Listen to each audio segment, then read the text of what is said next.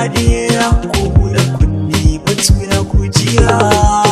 Idan kana samun dukiya za a ganka ƙarfi ya jijiya. Kai biyewa dokin zuciya almubazzaranci za ka yi da dukiya. Ka sakankance kana sharholiya duniya gidan siya gidan alkhairi in ka waiwaya ka bi ta sannu karta matsiya. Rayuwa tana da daɗi tana da wuya a duniya.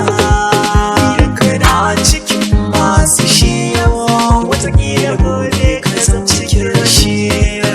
Yau da gobe ke sa a jiki amarya renin goro rashi ke sa fushi.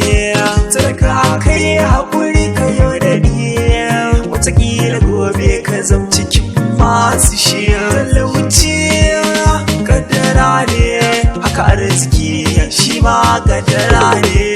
In har an kaddara maka sai kayi ka daina fushi da jin haushin mutane. Tawakkali halin annabawa ne haka haƙuri halin annabawa ne. Juriya halin annabawa ne. Bikoyi da halin annabi bikoyi da halin annabi sun ci marci da kyakkyawar rufi. Rayuwa tana da daɗi tana da wuya a duniya. Daga ɗan uwa na jin haushin ɗan uwa to menene zaman duniya. Kasuwanci muke a duniya dole za mu tashi gida mai koriya. Abinda ka samu shi za a gidaya. In ka ci riba aljanna kai zarciya ko ka faɗi da ummu hawiya. Subhanallahi ka ja makai tsiya.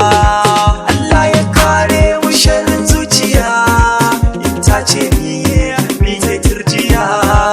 Allah ka tsare mu da shan wuya. Allah ka tsare mu da hawiya. Abinda ka so miyo a duniya.